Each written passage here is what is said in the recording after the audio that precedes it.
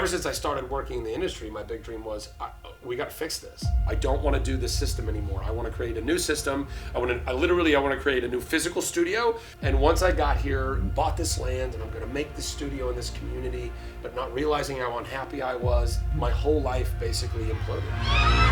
Zachary Levi. Zachary Levi.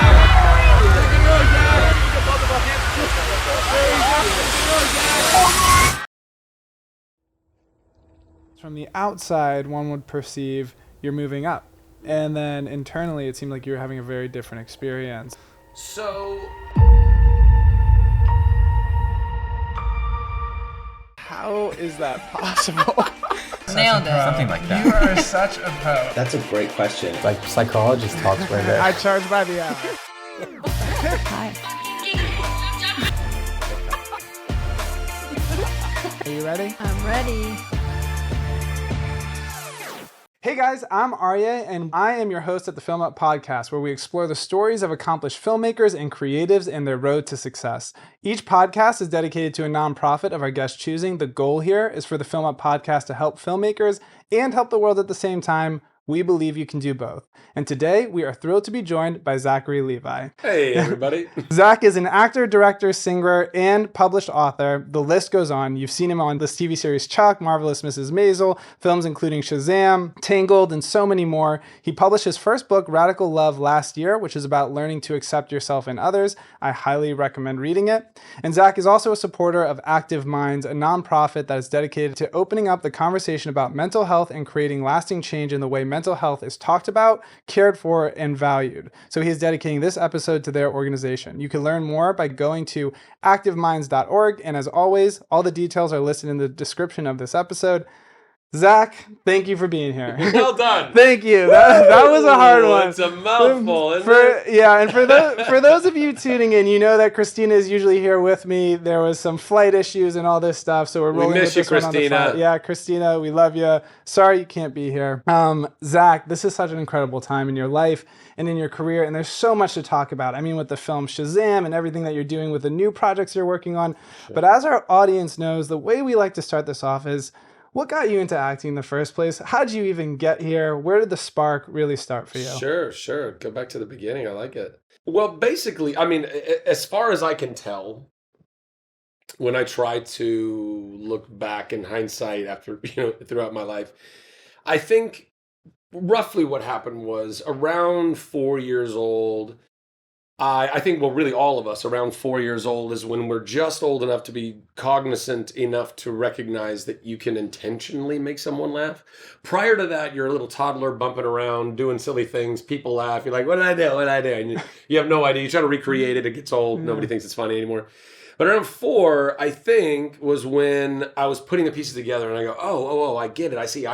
If I say a thing like this or I do a thing like that, I can elicit a laugh, right? And then also around 4 years old, we're all emotionally intelligent enough to understand that a laughing, smiling person feels good on the inside. Mm-hmm. And so I think my 4-year-old, roughly, again, I don't know, I was a child, it's very difficult to tap into exactly, but right around then was when this initial calling / addiction formed in my little brain and heart and soul. And perhaps, I mean, not to go too, philosophically, rabbit trailing, but perhaps was embedded in me as a soul before I even came here, whatever. I don't know, but mm-hmm.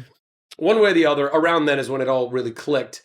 Of that bit, okay, I can make people feel good all the time. I can do this magic trick and I can make people feel good. I want to do that. And then a few years later, around 6 or so, now I'm old enough to understand other concepts like, that's the television. There's people on that box. Yeah. Those people are pretending to be other people to make people laugh. Uh-huh. So that's a job. Yeah. I can do this thing that I love to do and I can get paid for that. Yeah. That's definitely what I'm going to do with the rest of my life. Yeah. And so ever since I was a little kid, I've known that I was going to be an actor, that's what I was going to go after. Wow. And then, it was just like I found theater. That's really what any young actor finds first. And I was doing school theater and community theater. And when I was 18 years old, I was doing a community theater production in Ojai, California, which is just inland from Ventura, California, where I grew up most of my life. And community theater is a little different than like being on TV. So like, were you a little like, like a lot different? Yeah. So, but did you think that you wanted to get into theater specifically, or just any form of theater? Oh, no. I knew, like, I knew, I don't know. I mean, I knew what television, I knew theater. I loved theater, but TV, movies, I mean, that's where, that's where it is. That's where, I mean, I don't know what you think it is. I mean, I definitely would say that now, having gotten to get back to theater, doing Broadway a few times, I feel very blessed that I get to do a little bit of all of it. I all of acting still is rooted in theater. That's where it all came from. All writing, directing, I mean, movies are just taking a play and putting cameras on it, really, and then staging it for those cameras as opposed to staging it for a proscenium. But I mean, these are the building blocks of the storytelling that we're all doing in performance art in this way. But yeah, no, I knew I wanted more than just theater back then. Okay, but that's the option you had. I wanted to be, John Ritter on Three's Company. You know what I mean? Like I wanted to be Tom Hanks on Bosom Buddies. I mean, like I wanted to be on that TV. I mean, that's where all that funny was coming from. And I think a lot of that was like sitcoms, and you got the like laugh track, and because it was like theater on TV in a lot of ways. But anyway, so was doing community theater. A woman, when I was 18, I was doing a play like February of 99, and a woman was in the audience that night. She was a retired manager who used to, manage kids and stuff in the 70s, 80s. And it was like only like 30 people in the audience that night. Very small house, community theater. But this woman grabs me after the show and she's like, "You've got it, kid, and I want to help you." And I was like, "Great, I could use all the help I can get." Wow. Maria Comfort was her name. Her name? Yeah. Wow. Also, what a name. Maria it's Comfort. So comforting. Yeah. And she got me to her protege that she had kind of trained up as a manager and who was still working at the time. And that manager got me to a casting director who got me to an agency, and then, the rest is history. And I've been able to navigate the waters of Hollywood since 99. What was she doing in the audience? Does she have like a kid there or something? Dude, like she was in a writers group with the director of the play. Really? Yeah. They were like in an author's writing group. And so a bunch of them from his writing group were like, "Oh, we'll come support you and come see your show." And that's how that happened. And I know your mother, a pinnacle figure in your life. Was she supportive of you getting into? Because sometimes parents will be like, I don't know, get something a little safer than that. My mom and my stepdad, who I grew up with most of my life, I don't know that I would call them supportive. Yeah, I wouldn't label them having been supportive in my journey.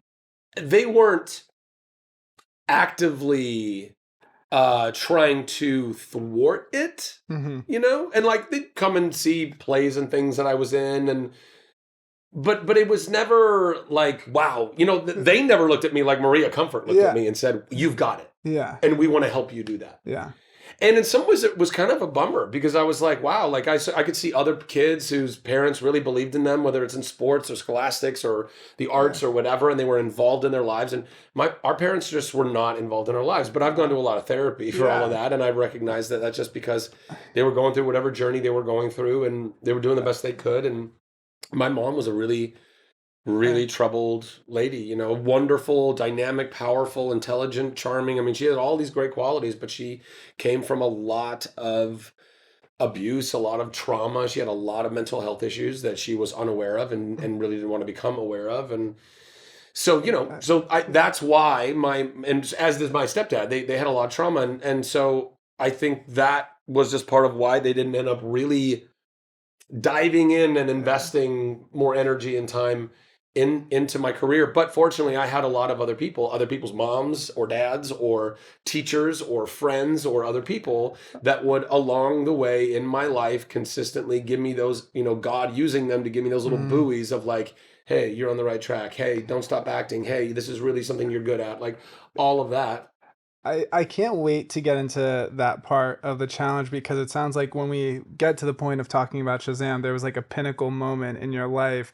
And it seems like I don't know, divinely things just lined up for you after a massive breakthrough. But Yeah. I'm gonna save that for a We'll little get to bit. that. We're We'll gonna get to get, that. but so from where you're at, like you were really persevering like full on your own will. Like you're not necessarily, your parents aren't telling you to do this, No. or they're not, you're just like, I'm doing this because I want to make people laugh, and I know I have this gift. And Maria Comfort saw you and is like, I'm Yeah. gonna get you across the finish line here. So she gets you into it, but as most filmmakers know, that doesn't mean you've made it. In fact, that's when it just starts going even more downhill, because it Yeah. is so hard to get a job and sustain it. Like when you got there, were you like, oh man, this is kind of hard? Like, or did you find a big break in the early days? No, man. I mean, to be perfectly honest, and this might sound kind of strange, but I still don't know that I've had my big break. Interesting. Like Shazam's the biggest thing that I've done, and it's definitely a sizable franchise. I mean, look, Yeah. I got to be a superhero, and I got to do it twice, and not a lot of franchises, even very good ones,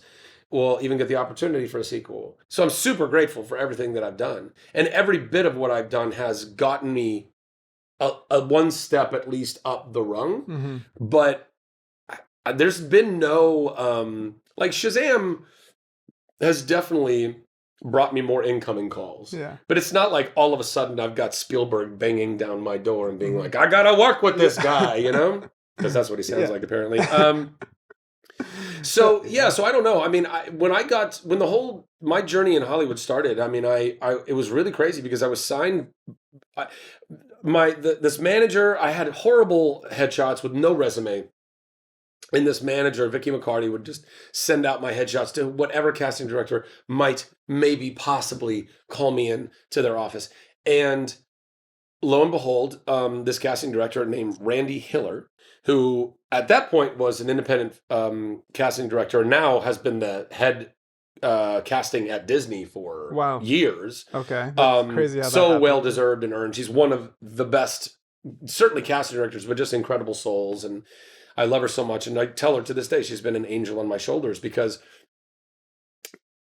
she basically was casting this movie called Cheaters, I think it was. It was an HBO TV, movie. And it was about these young kids. I think it was in high school. They had I think it was based on a true story. Even Jeff Daniels was a teacher, and these kids were going to some competition, but they figured out this way to cheat the system or whatever. I don't know. Anyway, she had gone through her usual suspects of looking at all these young, high school, college age kids, and wasn't finding, who she was looking for necessarily. So then she, like some casting directors have to do, they go to these boxes full of unknown actors that, as an actor, when you go to a casting office, you just see these boxes and it's so intimidating. It's like, oh my gosh, there's like thousands of people. It's very sobering to, be reminded, like, there's so many of you out here trying to do this same thing.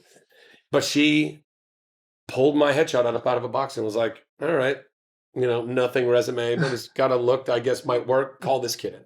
Wow. And so I go and audition for her, and she turns the camera off and she goes, who are you and how have I never met you before? And I told her all the kind of backstory that, I just told you that brought us up to this point of the story. And she says, and, something like, well, you're good. And I'm keeping my eye on you.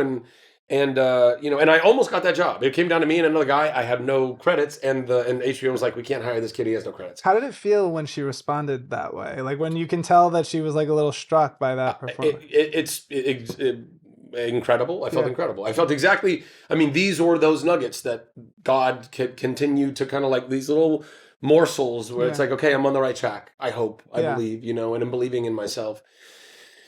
Anyway, fast forward, a couple months later, there's another audition. I go in for that. It comes down to the wire again. It's me and another guy. I don't get it. And she goes, why isn't your agent submitting me to you? And I didn't have an agent at the time still. I only had my manager. And I said, I don't have an agent. She says, well, do you mind if I make a few phone calls on your behalf? Very Maria comforting. I go, wow. Sure. I could use all the help I can get. And she calls 5 of the top agencies in Hollywood, including Endeavor, that had basically just formed at the time. Now it's William Morris Endeavor, but at the time it was Endeavor. Can I ask you your age at the time? I'm 42 now. I was 18, 19 then. Wow. I did this play. I got seen in this play in February, March. Yeah. My manager, a month after that, doing what auditions I could throughout that summer. And by the end of that summer, Randy had now made all these phone calls, and I went and met with all of them. But the third one I went on was with Endeavor, and who by the way, were a powerhouse even when they started, because it was all these guys that left CAA and they started their own deal. They brought all their massive clients with them, and it was, they were so kind of interestingly powerful and uniquely set up at the time that there were no junior agents. It was only like agents, and they only had top level stars. Wow. So the fact that they wanted to sign me was incredible. I just felt like I was supposed to be there. And the agent, Leanne Cornell, who I ended up being with for 10 years, she believed in me. Wow. And I had no credits, and it was hard because there were no junior agents. I didn't have anybody covering any guest stars or anything that was of a smaller, like more attainable nature. Wow. The only auditions they were sending me out for were leads in movies and TV shows. Now, in some ways, that's pretty dope. Yeah. Except that I was never going to get hired in these films. Yeah. I mean, never say never, but I mean, it never really did happen. Yeah. Fortunately, with television, you don't need to necessarily be a big star to get cast as a lead in a pilot. And so I was doing well with that, but you can only do one pilot a year. I'd do a pilot, it wouldn't get picked up. I did another pilot, it didn't get picked up. And, and that fast forward, and I would audition for everything under the sun, and I would get great feedback, but it would just never really come down to the wire. So I was still living in Ventura, and I would commute down, whenever I had auditions, and I would commute back up and still living in my parents' house and bussing tables at restaurants or working at a car wash. How was it emotionally to keep showing up and just like getting rejected, or seeing the piles of other names there, seeing people who look like you in the rooms? Like, do you remember that time like being discouraging, or were you just like, no, I'm on a mission, this is just what I got to do, I'm going to keep going no matter what? I mean, a little bit of both. There were a lot of moments where it was very discouraging. There were a lot of moments where, even though I very much believed in my talent and I believed in my calling and all of it and whatever, I definitely came to my wit's end a few times. And, like after the first pilot didn't get picked up, I mean, that's tough. After the second pilot didn't get picked up, I was basically pretty convinced I should just stop. My agent was like, Zach, you have no idea. Like, and thank God, she really kind of sat me down and she goes, you don't have the perspective. Let me tell you, as somebody who has been doing this for a long time, I was very, very blessed that I was able to step in, and I tested for pilots. I mean, all pilot season. I was studio testing, if not network testing, and getting close, and then eventually would book, right? I felt like that was par for the course. My agent was like, Zach, that is not normal at all. The fact that you're getting all of these tests and that you're actually booking one every season means you are doing way better than almost everybody else. Like, you might not talk to your friend. I don't, and then eventually I started to talk to friends more that I was making in the industry, and realizing that, my batting average is actually pretty good. But still, I felt like I was failing because 2 years in a row, I'm not booking any of these bigger things. I get a pilot, it doesn't get picked up. And so I had a real, literally coming to Jesus moment, where I was sitting in my car praying one night, and I was like, God, I don't want to be wasting my time or yours. So if this is not what I'm supposed to be doing, then take this away from me, take this dream, this passion, whatever, show me where I'm supposed to go, because this doesn't feel, I feel like I'm failing this. Can I say that moment though of like, it's like, that if you stopped, you'd be giving up. It's almost like, give me a reason that I know that like I can't do anything else, like show me that this is impossible. But if you don't show me it's impossible, it's like, I'm going to keep going. So if I'm not supposed to do this, like, show me that. And that's a really powerful moment to get to that. Well, in the words of Tracy Chapman, show me one reason to stay here and I'll turn right back around. That was Tracy Chapman, wasn't it? You know better than me. Anyway, we'll find out later when everybody critiques the video. Yeah, so you're in the car. So I'm in the car and I'm praying. I'm like, basically give me a sign. Like, help me to know what I'm supposed to do.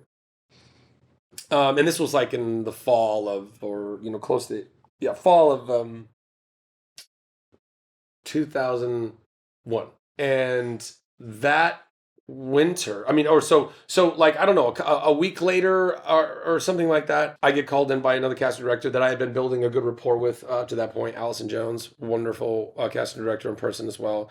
And she calls me in for this TV movie for FX, Big Shot: Confessions of a Campus Bookie, starring David Krumholtz. And I ended up booking this job. And it was it was the first thing that I was going to shoot that was actually going to air somewhere. I was like, okay, this feels like, thank you for the boo we got. Yeah.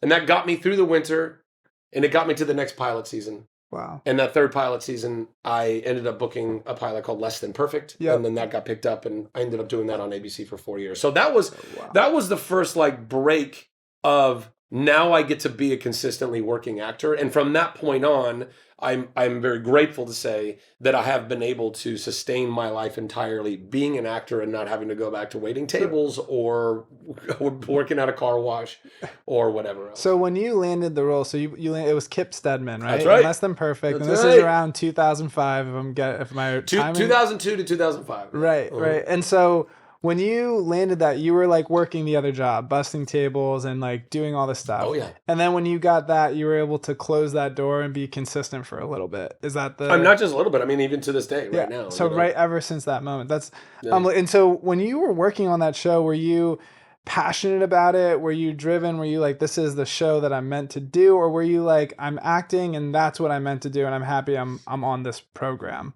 Like, were you excited about the show in particular, like to play that character? Or were you excited just to be getting your bills paid and get to the next journey? I mean, they're not mutually exclusive. You Fair know what enough. I mean? Like I was stoked to just be working and to paying my bills, and like I was 21 years old making TV money. Like it was crazy. Yeah. Man. Like I couldn't believe my good riches literally that were falling upon me. But also, and I think part of this is also, I mean, you know, we like to look at a new job optimistically and like, oh, this could be the thing. And, you know, like, so, but yeah, I mean, I was super stoked to be doing that show with those people at that time and playing that character. And, you know, in the end, it ended up being a incredibly rewarding, fulfilling experience. Though creatively, it became a little difficult for me. I think that, I don't know. I was, first of all, I was super green still. Like I wish I could go attack that role now that I'm older and I think genuinely a better actor. I've settled into my talents more, my understanding of it all. I was green. I was nervous. I was I was really, you know, it's interesting because all the jobs that I was getting, the first jobs I was getting were all multi-camera sitcoms. And the reason why was because I was still overacting. I was a theater actor. Yeah, I was going to say. I was a theater actor thing. trying to do television and film. And that is the hybrid. That is the, you're still you still are playing the proscenium in a live audience, but it's, you know, you have close-ups. And so anyway, but I had a great time doing it, and I learned a lot. But the writing on the show changed a lot over the years, and I was supposed to be the main antagonist on the show, and then I ended up just becoming this kind of punching bag for Patrick Warburton, his character on the show, and who I love. I love Patrick. I mean, I have so much love for so many people in that cast and crew. But yeah, so I mean, it was all in all, it was an incredible experience and one I'll cherish for the rest of my life. But it was a 4-year run of doing that. Do you remember how your mom or stepdad responded to it? Were they like, oh man, this is awesome, you landed it? Or were they like, okay, cool, good for you? So, yeah, if you don't mind me asking. Oh, no, no, not at all, bro. I mean, listen, I talk about a lot of this stuff in the book and whatever. I mean, my life is literally an open book. It's in that book. It's incredible. It's absolutely incredible. But, no, I mean, listen, my mom, after not really super believing in me being able to do it. Again, they were never against, but it was never that thing of like, hey, you've got it, let us help. You know, it was never that. And now all of a sudden, I was doing it. Yeah. And my mom, who unfortunately had all of this trauma and all of these mental health issues, she did not really love herself at all and was unaware of that, and did not have a lot of purpose in her life. And so she would try to find that purpose always through us kids, me and my sisters, whether it was in high school and, you know, there's some drama going on with my sisters on the cheerleading squad. My mom would go charging down there and I'm going to go be the hero and then make a way bigger mess and then yell at my sister for even, you know, bringing her into the situation, which my sister never asked her to do. Like that kind of stuff. It would give her a purpose. It would give her a mission. Well, now all of a sudden she's got a son who's a TV star who's in Hollywood and making money, and there's all the people around that. And my mom, at first, I mean, I loved having my friends and family come down because it's a live audience. You can come see the show. And I loved having everybody come. But my mom, no matter how much I told her, hey, stay here in this audience, like everybody else. I need you to stay up here while I do my job, and then I'll come find you guys after the show and whatever. Inevitably, my mom would never follow that. And she would sneak her way down onto the floor, charming some security guard, being like, I'm Zach's mom, and I just wanted to blah, blah, blah. And then she would end up weaseling her way into a crowd of the writers and director and Oh my gosh. and thinking she's, being charming and, by telling them embarrassing stories about how I, when I was a kid, I wet the bed until I was sixth grade. And I would find this out later and they're laughing about it and I'm fucking mortified because my mom is using those things to ingratiate herself with people. And I know why she's doing it. It's because she wants them to be like, hey, Susie, you should hang out there more.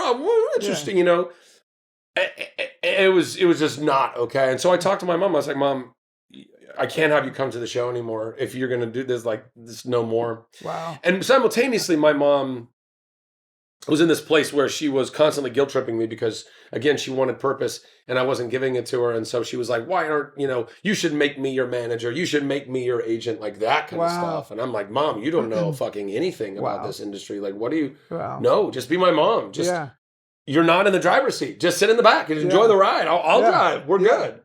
But she couldn't handle it, man. And she would flip out and she would just curse me out on the phone. And I'd be in tears in my dressing room before I'm supposed to go what's down the problem to even, What's that? It's like, as you're just thinking, like, what's the problem? The problem is that just watching wasn't enough. Because she needed purpose. She didn't have purpose. She couldn't get it for herself. And this was the quickest fix. This was like, how can I get something of substance right now? And I think that's why it's my mom passed away back in 2015 and sorry. I appreciate that. I'm listen, death is a part of life and it's I think it's a powerful and beautiful part of life if we can adjust to understanding it that way. It's tragic that my mom died as early as she did. It's tragic that she died not knowing just how loved she was.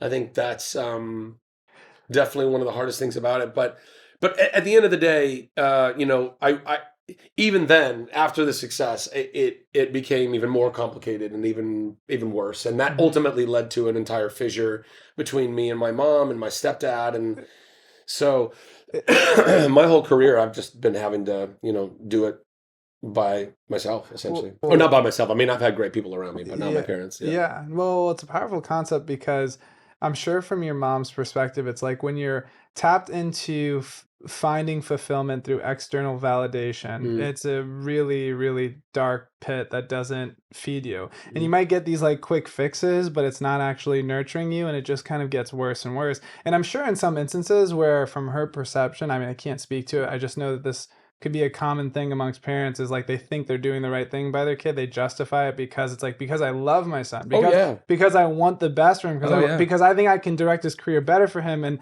he's not letting me do it. And then they project all this anger onto you. Yep. But and that's such a complicated space because it's like she thinks she's doing it for the right reasons, and that's a really hard thing. So it's power. What I think is so powerful about you, and I'm gonna jump back into the film stuff, but you it seems like you're really taking a huge step in breaking that cycle, because I'm sure she's had her experience that put her in that position, and to be able to, and again, we'll kind of get to the breakthrough moment, to be able to get to that moment where you can like flip the script and like see a different reality that you were never exposed to before and never understood, and be able to find it, like that's superhero stuff. And it's really cool. So I wanted to ask you though, so you go from that show and then you get into Chuck. Yeah. So I have a little bit of a confession to make. So we connected with you obviously through social media and the Shazam movie, and I saw this stuff going and we were locking all this stuff down, and I had this like, oh crap moment where I've actually watched all of Chuck, and I didn't realize that you were Chuck. Like I was just so focused on, oh, Shazam, this stuff is working out. And I was like, wait, Wait, no. So I'm a huge fan of Chuck. I have to say even more than Shazam, but I'm excited to talk about Shazam. All good. That's just You have excellent taste in television. It's an amazing show. So how did you land that? I guess that came right after the series you were on. It didn't come right after Less Than Perfect. So Less Than Perfect ended, and I mean, unfortunately, the show wasn't like some big, industry darling. We weren't a critical success. 4 years was a great little run of television, and I was able to save a lot of money. But the faucet kind of like started running a little dry after that, and it was like, okay, what's next? What are we gonna do? And it was while doing Less Than Perfect, we were always like, are we gonna get picked up? We don't know. I ended up shooting a couple of different pilots in second position. Then Less Than Perfect would get picked up again, and then that one won't go away, and then Less Than Perfect was done, and then I did another. I can't remember how the timing of it all went. That was 2005, and then I did another pilot, and that didn't get picked up. And then I did another, and like again, just kicking around whatever jobs I could do. And then I did another pilot, and that was like a mid-season thing. And now we're into like, let's see, 2000. So like fall of 2006, so almost like a year now. And I've done another pilot, and it was for TBS, and it didn't get picked up. Unfortunately, we were able to work into the language of the contract. Hey, if you're, we have to know by a certain date that if you're going to pick it up or not, because Zach needs to be available for the rest of the pilot season. Mm-hmm. And so that one doesn't get picked up, and I'm back to square one, and I go right back into pilot season. And Chuck was I was just called in to go audition. Wow. Patrick Rush, I think, was our casting director on that. Another lovely guy. That's simple. He calls me in. I go in. They had been trying to cast it for a while, apparently. I was unaware because I was doing this other pilot situation. And calls me in. I sit down. I do the scene. And he goes, that's pretty darn good, Zach. He goes, hey, why don't we just bring you straight to producers? I think it was like straight to producers. He goes, I think, I had just auditioned with him. Then it was like a lunch. It was like lunchtime. And then right after that was going to be the producer session. So he's like, so let's go get some lunch.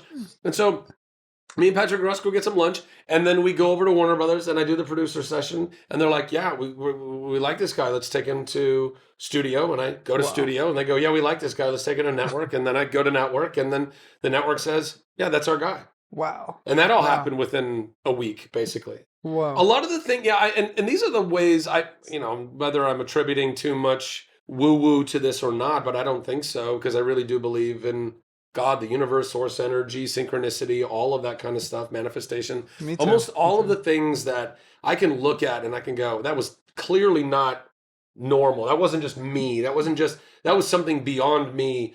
God in this orchestration, because it always happens like fast. It's like a thing happens and boom, there's a catalyst and then boom. Yeah. And Chuck was like that too. I go out of that pilot. It wasn't right for me. It wasn't meant for me because I was supposed to go do Chuck. And so we ended up going shooting that pilot, and then that got picked up, and then, I ran that.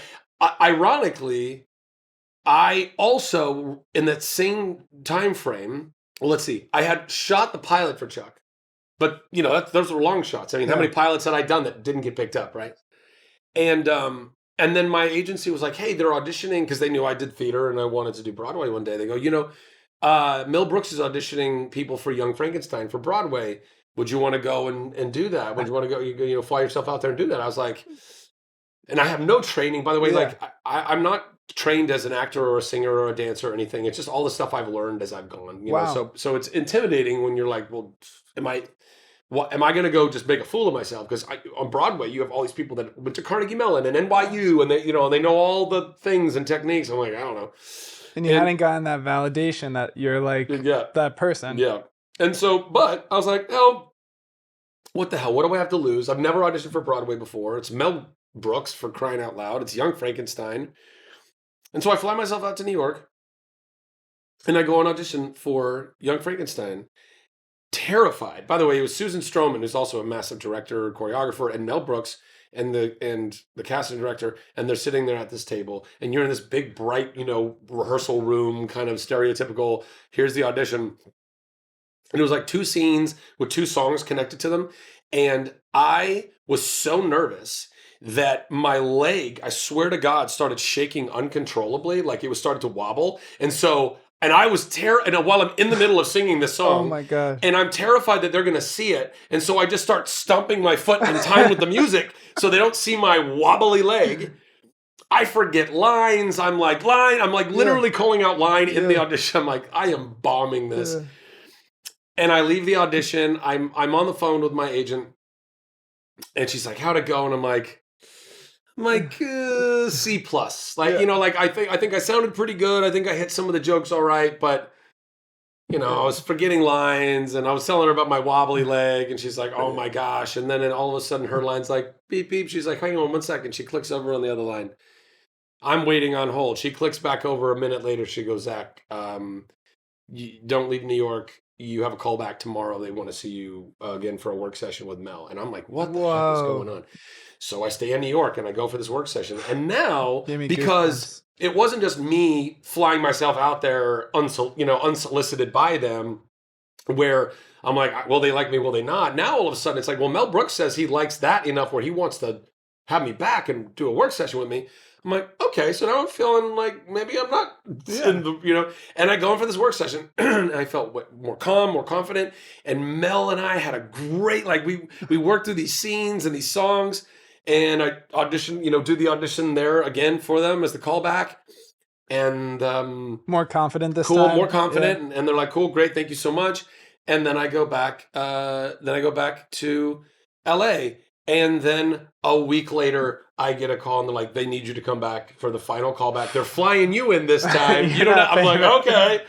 And I fly out to New York, and I go for the final callback, and I am at this final callback with everyone there is a far more famous television, film, or Broadway actor. Yeah. I am the total feeling like a complete odd man out. Yeah.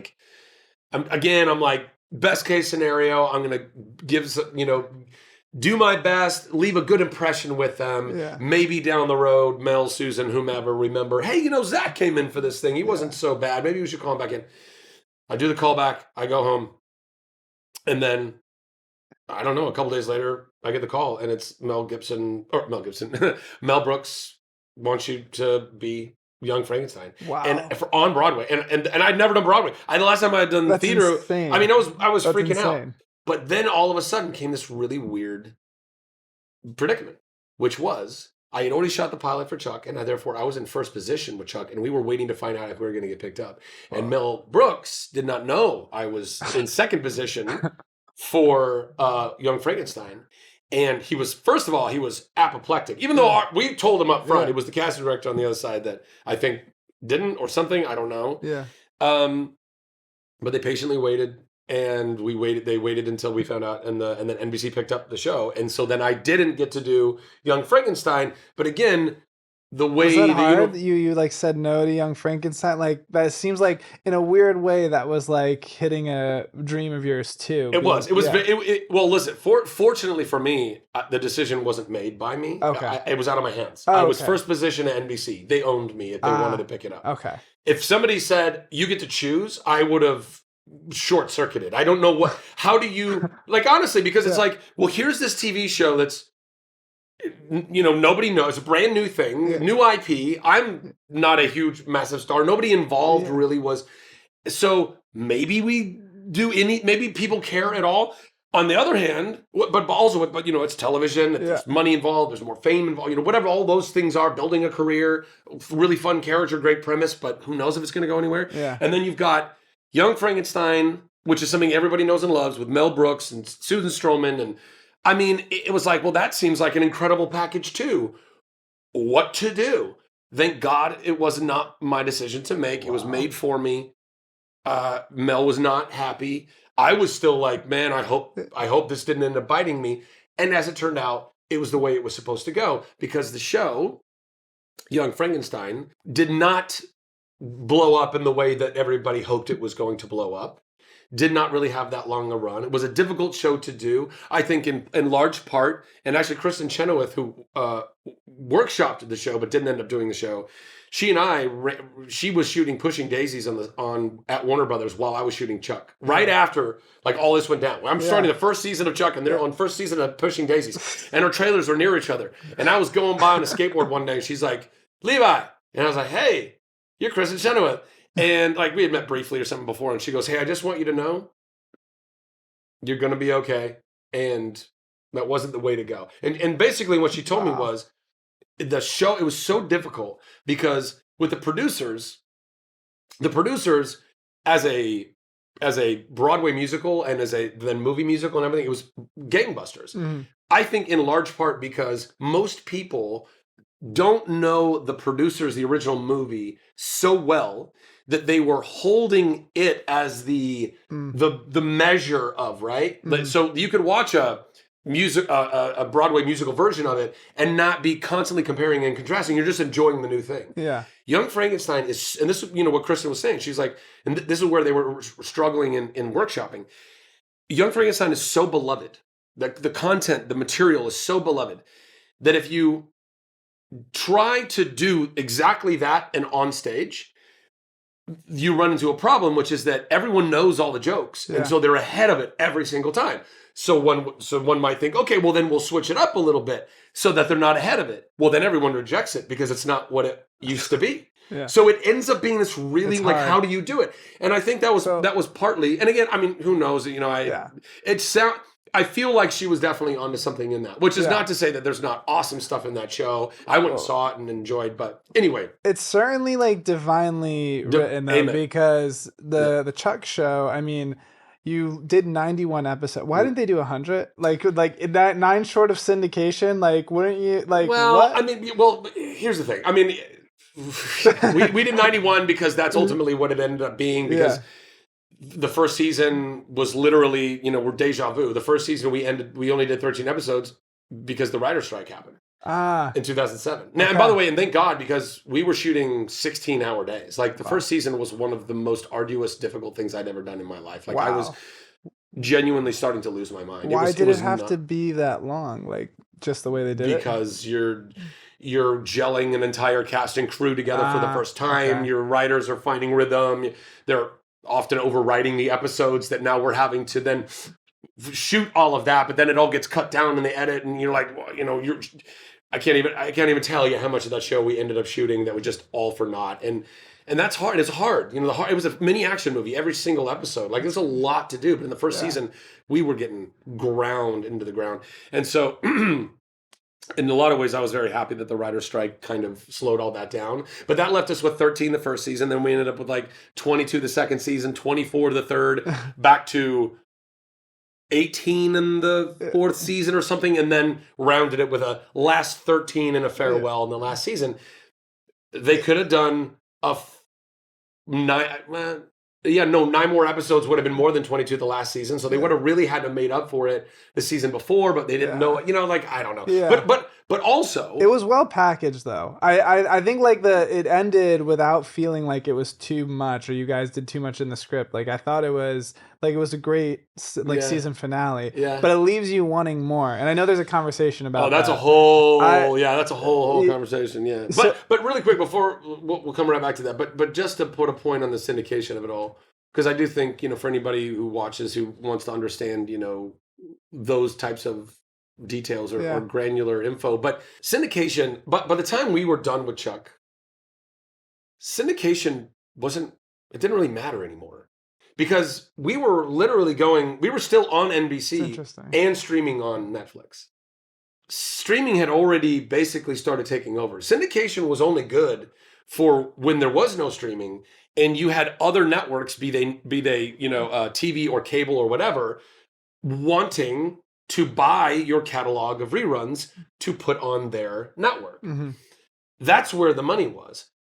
Once, and the problem with that is, unless you're like a really big hit, nobody's really buying your syndication rights anyway, right? It's like, if I'm a network and I've got my own stuff, if I'm buying anybody else's shows, it's because they were such gangbuster successful shows that the reruns of the show are still going to be better than a brand new show I'm going to put in that slot. Mm-hmm.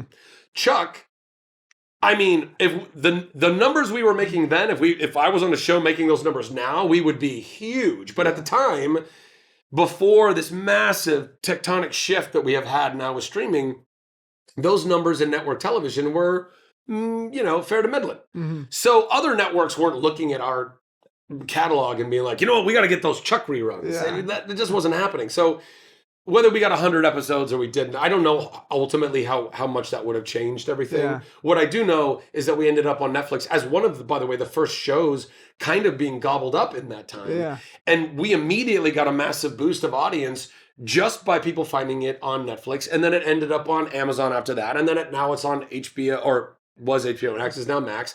And our viewership just keeps building because people keep finding this little show that could, and they find the charm in it. And it really does age pretty well, I think. And so that's why, coming all the way back around on the closure that I think a lot of people didn't get from the last season, and just for fun, I've been trying to make a Chuck movie forever because I think the audience deserves it. I think we, the cast and crew, deserve it. I think that, listen, I think that Josh and Chris and all of our writers, I know that they tried valiantly to, write that last season and wrap it up and give everybody everything that everybody ever wanted. Yeah. That's difficult to do. And I think that what they tried to do is leave that cliffhanger of a deal between Chuck and Sarah at the end. Yeah. Because the idea perhaps is that upon rewatch, what you're doing is almost like you get to, it's like Chuck telling her all the stories again, And that's kind of cool to think about. However, you just asked a lot of people to invest 5 years in a relationship between these two people, and then you don't even really let them know if it comes back together again. That pisses a lot of people It's including me. Yeah, I mean, it pisses a lot of people I was so impressed, though, that they were able to hold on to your relationship with Sarah Walker, the character in the show, for that long. And I would watch every episode just waiting for the moment for you two to get together. Yeah. Like the action, everything was so awesome. The storylines and everything happening was so cool. But I was like, are they going to get together because Chuck deserves this? that was the feeling. So it's that would be. Do you even know what the script would be if it was like the? I don't know what the script would be. I have ideas about what I think would be fun. Okay. I mean, listen, I definitely, based on the track record of all of the names of all the episodes and Chuck versus whatever, the name Chuck versus the movie has been kicked around, since the beginning. And so I feel like I gotta do that. It's gotta be Chuck versus the movie. Yeah. But then what does that mean? What does Chuck versus the movie mean? And so I've got some ideas about what the movie means as far as how that intertwines into the plot. But ultimately, I mean, it's getting the whole gang back together and having another big fun adventure. So I know when you did it, you directed a few episodes. I did. I directed episodes in the third, fourth, and fifth seasons. Yeah. So, and I saw in an interview you did, you said it was a little peculiar being the director and then going and being the actor, and then the actors coming up to you and having asking, giving them feedback on what they're doing, but doing that as the director, it's different to do it as a director than as an actor. So shifting into those roles, I thought that was really interesting. But did you think that you were going to continue on with your directing career? Are you still passionate about doing that? Oh, absolutely. Yeah, absolutely. To be honest, I probably like directing more than I like anything else. It's just, it's just a lot. Yeah. It's just a lot, and directing network television was never the goal. Mm-hmm. Directing network television, or really kind of television in general, unfortunately, it's a kind of a thankless job, because you step into a show that's already been going. The characters have been established. The plot's established. The style of the show and how it's shot is established. Mm-hmm. You're not telling the actors really anything new about their character. You don't get particularly a network. There's a lot of pretty boilerplate. Make sure you get the standard close up and the dirty and the two and there's not a lot of room for an artistic interpretation of, no, I don't want to do that. I want I want to start small here and then slowly reveal this while they're talking. I don't want to show any of that. And then we come up on it. No, because network executive's going to be like, I don't get it. I need the close up. I need the thing. Oh God. We'll talk about that in a second. But so as a television director, and it's also a writer's medium, they have all the power. They're the ones saying like, this is what we want. Mm-hmm. So you're really just kind of a crossing guard, you know? Mm-hmm. So I wanted to get into DGA and I wanted to really, you know, cut my teeth. And I thought this is the best way to do it because this is my family. This is my cast and crew that I work with all the time. And it wasn't bad strange at all. It was fun strange. It was like, I'm talking to Buzz, our DP, and setting up the shot. And then I'm talking to my fellow actors who I'm about to do the scene with and be like, this, that, and the other thing. And then you go and do the scene. And then fortunately I had other eyeballs to make sure that I'm doing all the things I need to do in the scene. But I loved it. I could honestly do it all the time. Like I completely understand why people who are actor directors do the Clint Eastwoods or whatever. You know what I mean? Like you get to be far more of a master of your own fate. And as somebody, like I really, really care about the big picture and the overall and that every piece actually works and fits together. Mm-hmm. And so when I'm working on projects and I don't see that happening, it is beyond frustrating. Like very, very, very frustrating. So to the extent that I can go and take that power back and go create things the way I believe they ought to be made, I very much want to keep directing. I don't know exactly when or what. It'll probably be a smaller budgeted film to get back into it. And and then kind of go down that journey a little bit more. So where were you at in your experience? Because I know you did a bunch of stuff after that. I mean, the list goes on from Tangled and doing 8 episodes in Marvelous Mrs Maisel and, moving your way towards Shazam. But I'd like to kind of intertwine where you were in terms of your own personal journey, how you were feeling as Chuck is blowing up and your career is growing in various ways, because from the outside, one would perceive you're moving up. And then internally, it seemed like you were having a very different experience. And then there was something remarkable that happened around the timing of Shazam. So from your perspective, I'd love to hear I mean, look, Chuck was an incredible blessing and experience, as most of the things in my life, even the things that haven't been what I wanted them to be. I can look back and find the lesson or find the growth, or try to anyway, right? But Chuck was really, really, really, really, really hard, and it was very detrimental to my mental and emotional well-being, in large part because I was unaware of just how unhealthy my mental and emotional well-being was, and how a lot of that unhealed trauma was just kind of being triggered by and manifesting more through new parental figures that are my bosses at work or whomever, who I felt were continuing the traumatizing type of behaviors. Like I'm giving everything I can to the show, and then having my, executive at Warner Brothers, Peter Roth, basically when I'm like asking for a raise, after being the lead and literally doing all the things I could possibly do, and watching my other friends on other shows getting raises. And I was like, I'd love to get a raise, and basically being told like, you'll get nothing and you'll like it, and just being worked to the bone. And like, it messed me up pretty good. And moving on, and also just left, I don't know, a lot of bad tastes in my mouth when it came to network television specifically, and the schedule and how hard they grind you and don't really care, and the lack of empathy and humanity of it all. So I started getting even more disillusioned through that, and then finding myself jumping into other projects and still not feeling appreciated or not feeling protected by the powers that be. And there was just, but I was still moving and trying to stay upbeat and entertaining people and building other businesses, like lifestyle apparel brand for nerd culture that I started called Nerd Machine. And then we had this big event at Comic-Con every year at San Diego Comic-Con called Nerd HQ. And, so I was investing in putting myself in all these other things, but nothing was really seemingly feeling like it was panning out. It was, but then I had always had and still have. That's why we're sitting in this, converted shed on my ranch here in Texas. My big dream was, ever since I started working in the industry, my big dream was, we got to fix this. When I was 18 and I got my first look behind the curtain and I saw how all the sausage was made, I was so bummed. Not just because it was so, inhumane, but it was so inefficient. Like the way that a movie or a TV show gets made, the amount of money and time and energy that's wasted because it's just a bad system. It's just a bad system. And a big part of why the system is so bad is because you have all these really talented, artistically inclined human beings in all the disciplines of the arts and sciences of entertainment. And you have the money up here, but you have this whole thick layer of middle management fat. And this is not an indictment of anybody, by the way, who happens to be an executive anywhere, because I 100% know great executives and believe that our industry needs some executive level, right, to be handling that stuff.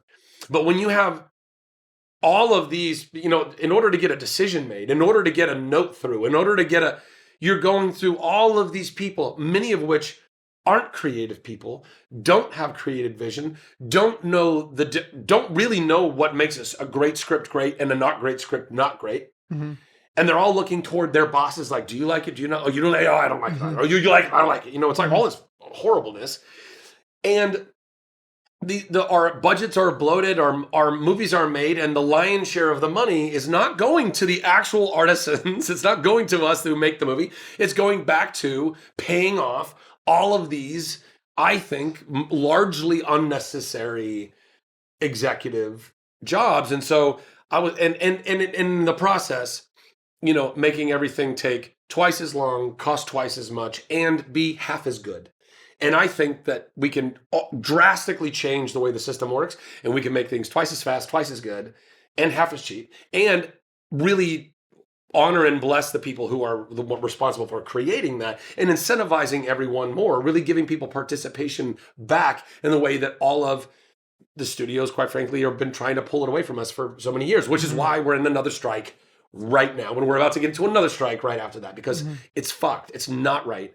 So anyway, for 20 years, I've been ideating, I want to go create a new United Artists studio. I don't want to do this system anymore. I want to create a new system. I want to create a new physical studio that's all of the bells and whistles of a Warner Brothers, but it's also a full living community where everybody can live there together, and this cool arts commune, and it feels like a resort. And then also creating a whole new shingle of streamer that is all about, not YouTube and that anybody can just put something up there, but like really finding independently produced and curated content that's high level, and then getting that out to the masses, and then figuring out a way to monetize it where it's genuinely going to the artists. And by the way, similar to what you guys do, also giving back to causes. Mm-hmm. And I've come up with all these concepts, and I'm waiting to implement them, but these were all things that were driving me, and it drove me all the way to Texas. And once I got here and bought this land, and I'm going to make this studio in this community, but not realizing how unhappy I was, and running from a lot of that unhappiness to come here, my whole life basically imploded. Wow. And I went through a massive, massive, dark spiral. What was the implosion? Was it just you had no capacity left? Like you were just putting so much energy into all of it? Like you just had no time for yourself? Yeah, unbeknownst to me, I didn't love myself. I mean, that's something I figured out once I fell apart and went to this therapy that saved my life, but I didn't love myself. I was unhappy with my place as an artist, the work that I was doing or the work I wasn't doing. My love life wasn't working. There was all these things. It was a perfect storm of fuckery that just kind of put me in this spot. Not to mention the fact that I had gone through a massive dopamine deficiency. These are all things that I kind of found out later on. I had an Adderall prescription that was helping me tremendously as somebody with ADHD. And I was also a big smoker back then. And there's a lot of dopamine involved in that. And I, stupidly, moved to Texas, and I'm like, all right, clean living. I got to get everything out of my system. And I stopped my prescription, and I stopped smoking. I wasn't drinking. I'm like, all right, we're going to go at it. I didn't realize, system. I had no idea that what I was doing was basically pulling out the cork, and like everything was like, gone. Wow. So dopamine through the ground, total dopamine deficiency. That was a huge part of the darkness, as it turned it turned out, as I found out.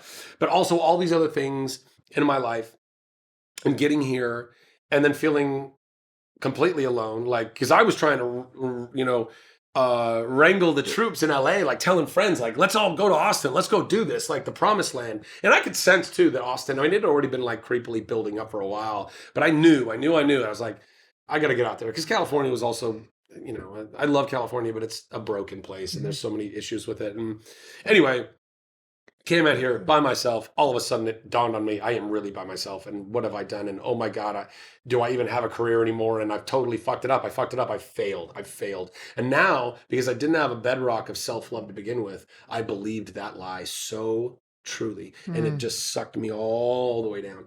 And thank God I, had friends and family that loved me enough that stood around me, prayed for me, helped me. And my younger sister did some research and found this incredible organization that does very curated therapy for a number of different things.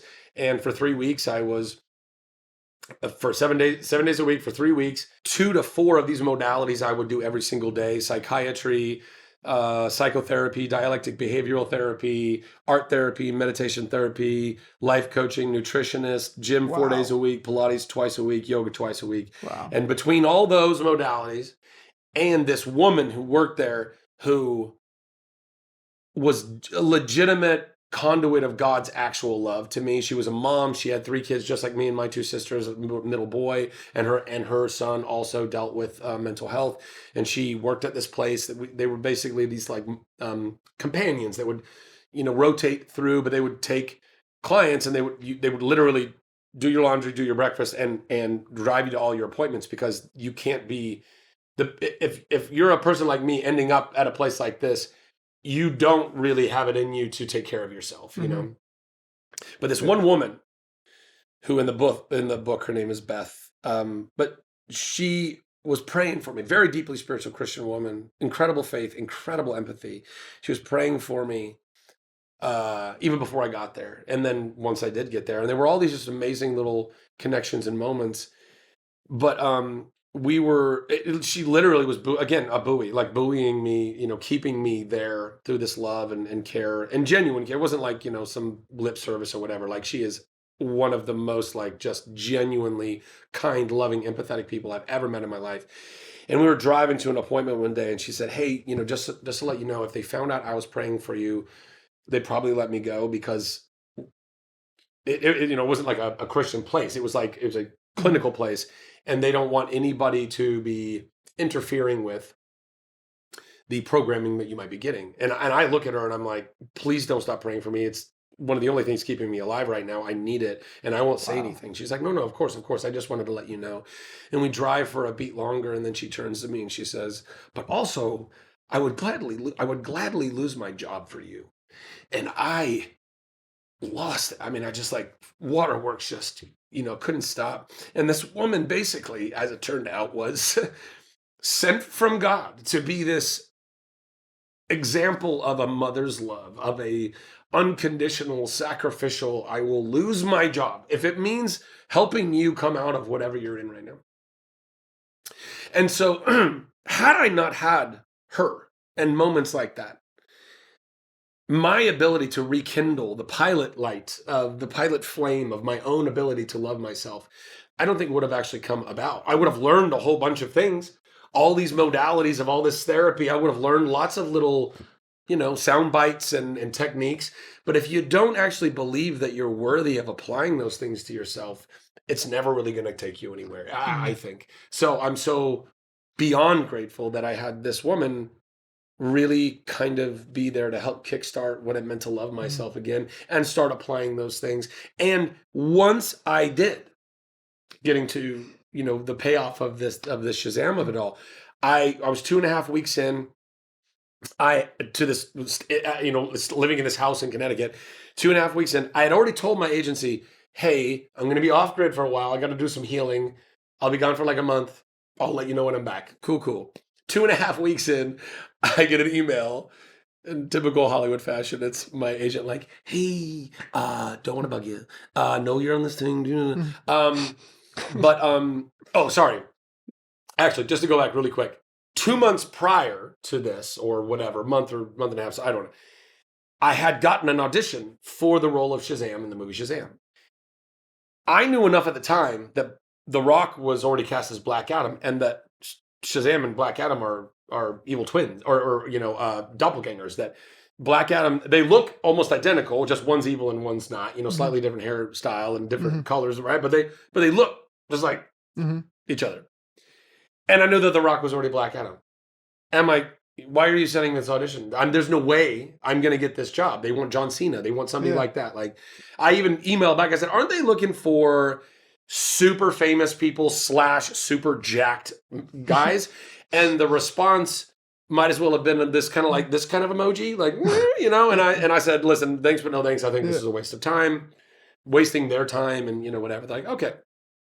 Now, fast forward, a couple months later or whatever. Now I'm in Connecticut. I'm 2.5 weeks into this programming, and I finally get a breakthrough. It's like a Wednesday. I finally get this breakthrough. I'm like, oh my gosh, I can kind of see light now. I can just cresting. What was the breakthrough? What was that moment? I think it was this stuff with Beth. I think it was this right around that time was when I had this moment with her in the car and her praying for me and loving me back to life and applying that to the things I was learning. And can I say something? I don't know if I'm taking a little bit of a liberty here, but what she seemed to, when you don't love yourself, it's hard to receive love from other people. And so people could be loving you all around and you could be having all the love in the world, but if you don't love yourself, you're not receiving any of it. You're just angry or hurt or blocked. And it seemed like what Beth did was she gave you a moment almost that you weren't getting from your mom, which was just a 100%. Moment of unconditional love. 100%. Well, that's what I was saying. And saying, I'll lose my job for you. And you were just like, wait, this is what that feels like to actually feel like I'm cared for. Yeah. No, that's exactly what I was implying. Yeah. I mean, the truth is my mom, having now gone through lots and lots of therapy, like I was saying, I know that my mom was doing her best. She was doing her best with the tools that she had available to her at the time and struggling through her own mental illnesses and stuff. And I know that my mom did so many things that were selfless for me and my sisters and genuinely did love us. But that wasn't enough to come all the way through to make sure that her kids understood what that meant. And Beth was that cipher in that moment, and she was one of many along the line of my life. There were other incredible women who God definitely put in my life because I needed that older maternal care or guidance. But yeah, so 2.5 weeks in, I have this breakthrough and I get this email and it says, hey, don't mean to bug you. There's another role in Shazam. It's a supporting role, smaller role. It's one scene. If you want to put yourself on tape for it, cool. If you don't, that's also fine. But just letting you know. And I because I just happen to have just enough little life buoyed back into me. Man, I probably said buoyed like a million times in this interview. Not that many. We'll call it the buoy interview. Oh, buoy. But because I just had just enough now kind of, life pumped back into me, I said, when do they need this by? And he said, Friday, end of week, end of day Friday. I was like, okay, I'll think about it. Friday rolls around, and now I'm feeling even a little bit better. I'm just back from the gym. I'm feeling, I got a little pump on. I'm like, you know what? Fuck it. All right, whatever. I take my phone, I stick it up on the dresser, I pin it with some books, I, try to check the hang or whatever. I mean, as awkwardly as all that is, hit record and do one take. And it was basically a monologue. It wasn't in the movie. It was written because we didn't want to spoil any of the actual movie. So they sent out all these kind of fake sides. The scene is it's a basketball game, like NBA game, and the team's sucking it up, and the coach is just berating them all, like, you guys are sucking it up, and you can't make a bucket, whatever. And Johnson over here, the water boy, could do better than you. In fact, you know what, Johnson, suit up, you're in.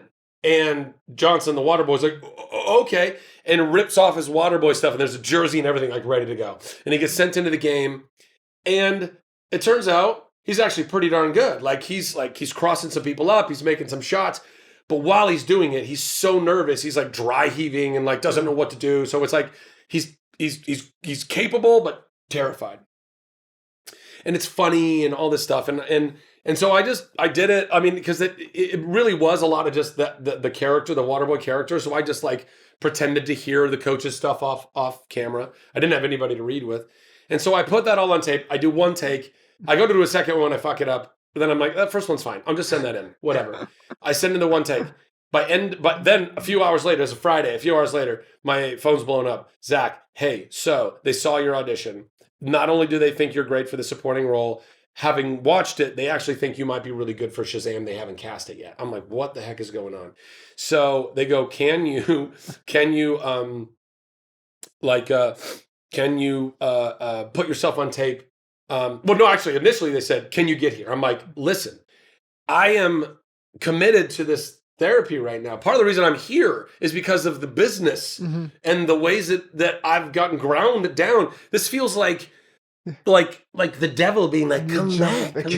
Ooh, I got a shiny little apple for you. Come back, and like tearing me out of therapy just to like break my heart again. I'm like, no, I'm not doing that. And they're like, well, can you put yourself on tape? I'm like, put myself on tape how? Do you want my shrink to read the other side of these sides? Like, I don't know how to do this.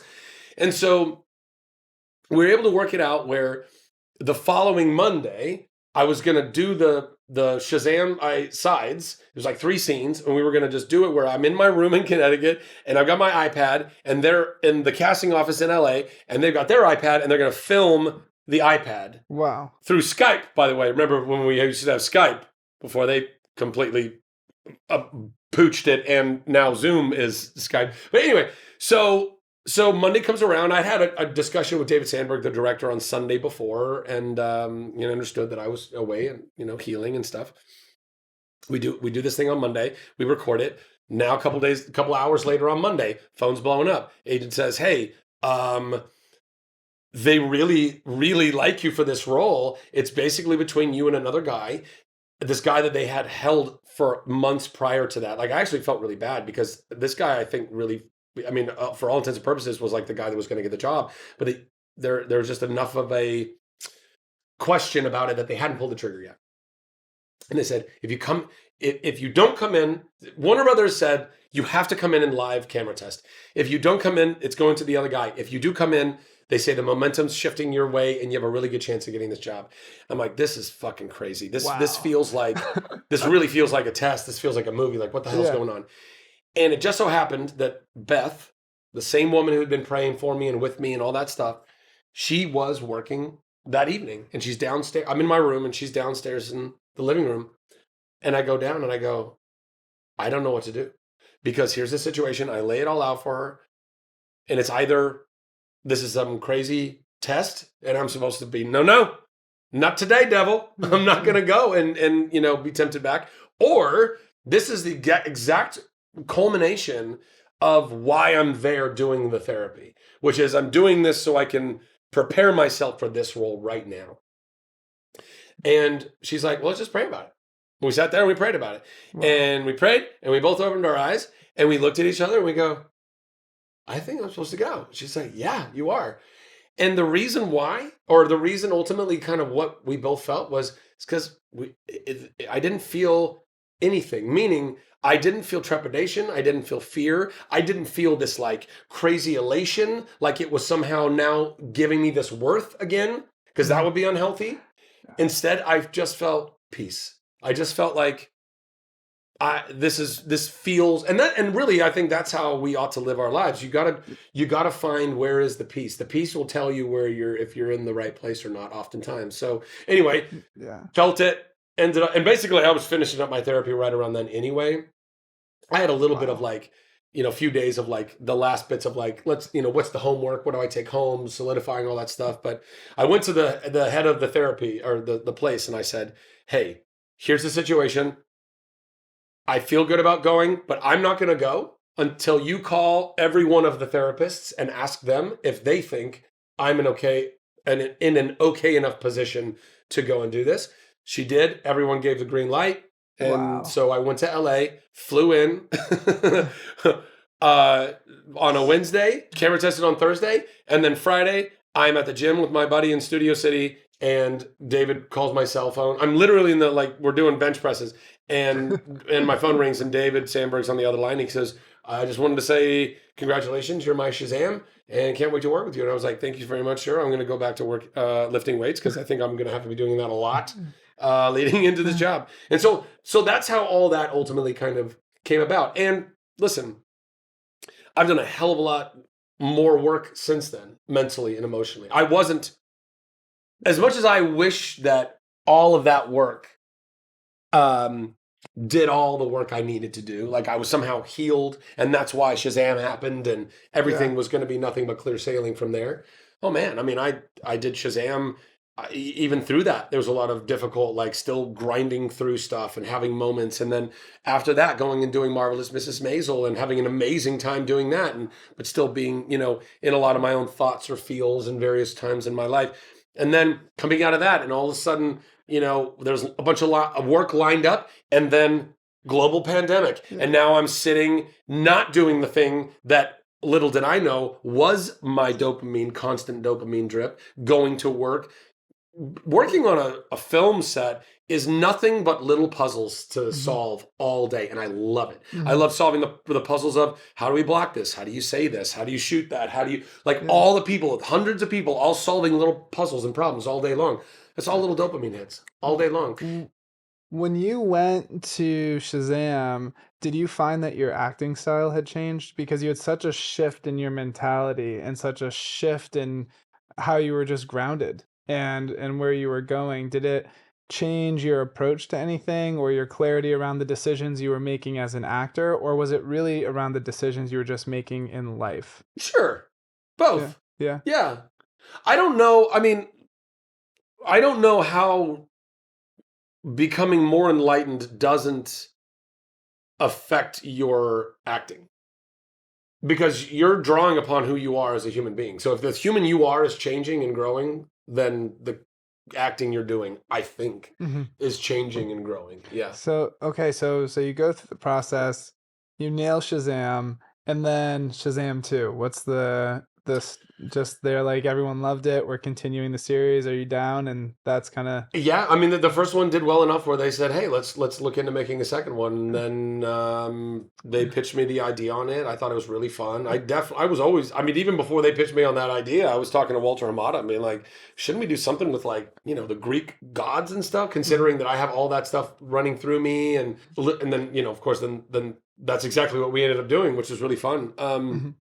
But listen, as an experience, I really enjoyed making that movie, and I really enjoyed playing that part. I don't know what the future holds for it all, because unfortunately the second movie was not as well received. I mean, the audience score is still quite good, but the critic score was, I don't know, very, very oddly and perplexingly low, and people were insanely unkind.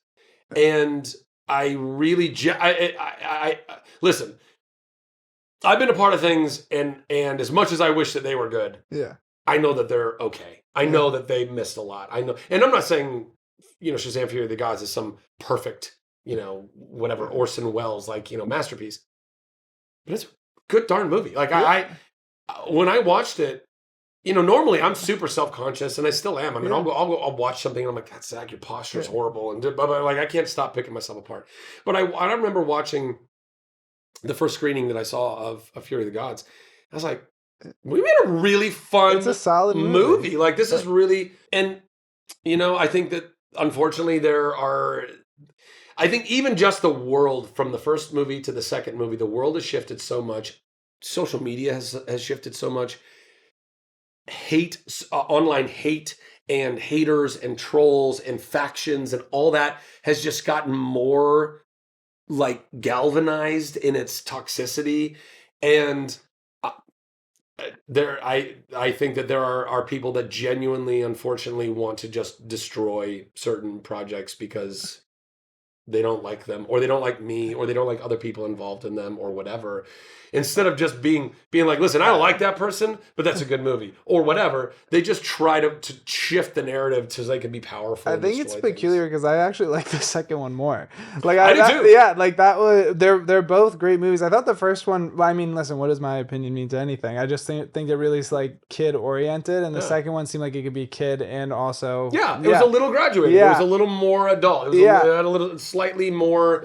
A little more grit. We also had way more money. I mean, like $50 million more to do visual effects, which is why we could build out bigger set pieces and do stuff. We had better suits. I mean, I don't know. There was a lot about the second movie that I really thought we made a, if not just as good, better version than the first movie. But it's all subjective, and some people just didn't agree, and it's unfortunate. But because of that, I have no idea where we go from here. Yeah. I just hope that or believe that history will show. People will. It'll be one of those things that people will go back. People will watch Fury of the Gods on home streaming or on a plane or whatever, and it'll be this movie that they heard so much shit about, and then they'll be like, "Well, wait a minute," and it's like, yeah. They it is what it is. Need Shazam and Black Adam to clash in a movie. That's what I think it should go next, but that's just my own personal opinion. Sure. So I'm putting that out there into the universe. And so I guess my question for you now is, where do you go from here? You've done so many different things, episodic, theatrical, Broadway, movies, and now you're in a space where it seems like you're really taking life by the horns and you're able to kind of create the future that you want. Where is that pushing you toward next? Are you really going to focus on the Austin campus and enabling this creator community? Trying to, yeah. Yeah. I don't know, man. I mean, honestly, y'all are catching me in a very interesting moment in my life because I don't know. I mean, look, I am always mulling around lots of existential thoughts and questions. I just think it's important to practice deep thought and kind of extrapolating and unpacking ideas and being aware of what's going on in the world and then from that then being like, okay, well who am I and what am I doing and where am I going? And I'm at a place in my career where I love acting. I love entertaining people. I love the process of creating a character, jumping into the skin of another human being. Real, either real or fictional. There's a lot of empathy in that. As an actor, you really get to practice a lot of deep empathy a lot. Otherwise, like you can't really honestly play a character, right? It's like when people are playing a villain, like, well, you're playing a hero. They're the hero of their own story, So you get a lot of that. But as far as like now, I don't know, man. I really want to make my bigger desire in life, the biggest desire in life is to just help the world. I want to help the world. And I think that I can do a lot of help in the world by helping our industry become a better industry because our industry it's powerful. It is content. It is entertainment. It is media. It's how messaging is constantly being put out into the world. And I just have always felt very passionate about if we can somehow shift this around, not just the content and how we get that out and what that means to people, but just taking care of people in this industry and bringing that power back and also the idea of a community. I think we're all just dying for community. We're so lacking community in the world, all of us, not just people in Hollywood and entertainment. So I feel very, very strongly about that. I don't know.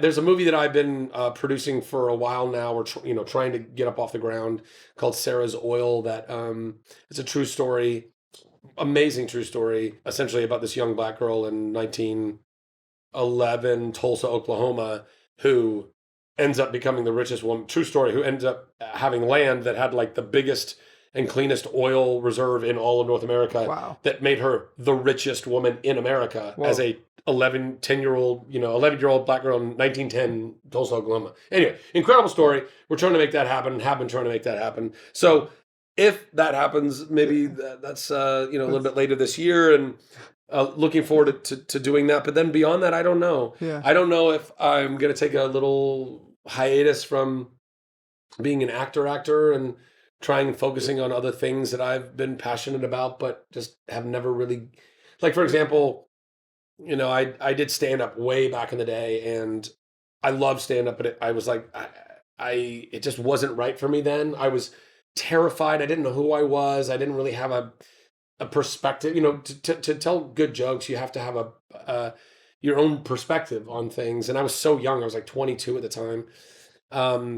But I'd love to get back into that. I'd love to record music and record an album, perform music. I want to, finally get around to doing my podcast. Like, there's all these things that I keep telling myself one day I'm going to do. But because I keep choosing acting, I never conveniently have the time to do any of those things. And very recently I was like, oh wow, I'm sabotaging myself by choosing what anybody would choose, which is the bread and butter job. Yeah. But it's in some ways kind of a golden handcuffs, because you're like, I got to keep going back there because I got to pay for everything. But also, if I keep doing that, then I'm never going to do these other things. And then will I ever be happy? And I saw an interview that you did, long time ago when you were doing the Chuck film, that you said you were a little bummed because you have so many voices and things that you can do that you were thinking you'd be able to do because it's like a spy movie. Yeah. And you didn't get to do any of them. I wanted to do, I was hoping Chuck would constantly have prosthetics things, and I'd get to go undercover and pretend to be this person or that person. And no, we very rarely did any of that, which was unfortunate. Do you do characters? Do you impersonate people? Tons, all the time, yeah.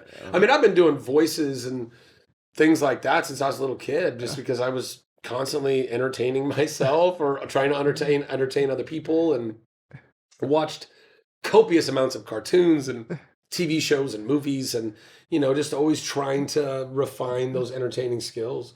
So, I would love to. I mean, really the dream, I've always had a dream of doing something like a Tracy Ullman show, where I just play a whole bunch of different characters within the same show. In fact, I even shot this little pilot, independent pilot years ago, where I played not just Tracy Ullman. She'll play herself, or she'll play a character in different vignettes, different characters in different vignettes. I wanted to do a show where they all existed in the same world and just use CG and effects to put myself 5 times over in the same room and just talking to myself and whatever. So we shot this little pilot. It's actually pretty fun. I mean, we definitely needed more money to refine it, but we had entire scenes. It was basically like this, New York co-op, and there's a murder in the building, and there's a cop interviewing everybody, but I'm playing all the different residents that all live in the building.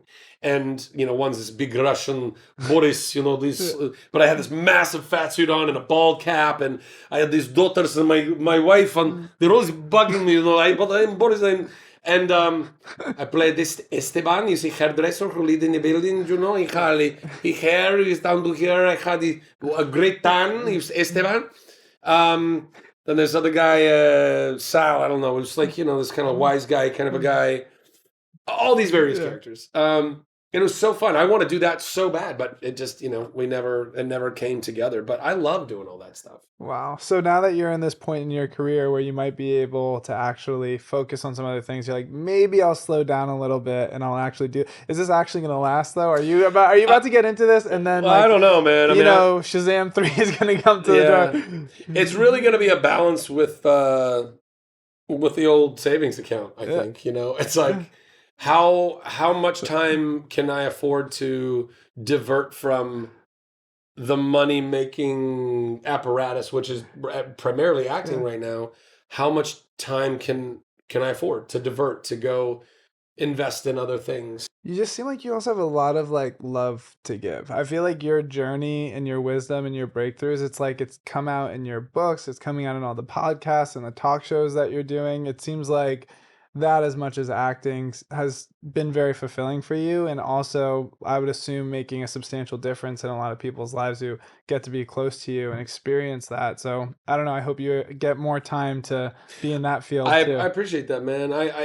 Listen, I really do, more than anything else, man. I love people, and I think that we ought to. I think it's what we're called to do, and not even just from a, let's say, Judeo-Christian sensibility or whatever. I just genuinely, energetically, spiritually believe that love is the highest vibrational level that we can live at. Mm-hmm. And the more of us that can get there, the more that just raises the overall vibration of this place and existence that we live in.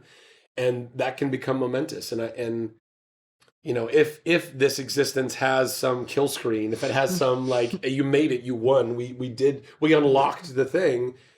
The only way to get there is that way. I don't think that, you know, I think that's the next level. I don't know what that is. I don't know how we all get there, or I don't know how long it takes, but I do think that it's got to be led in love. I think your journey represents how we get there in part. And I think if other people did that journey, it would change everything, because you almost like went reverse Maslow hierarchy of needs. You built up on the tower, but like you thought you were like self-actualized, but you almost had to like go back. You thought like Chuck was what it is, and I've hit this thing and I got to this point, but it's like, no, you actually don't feel safe and secure. You're like, the way your relationship with food or relationships or whatever it may be wasn't actually right.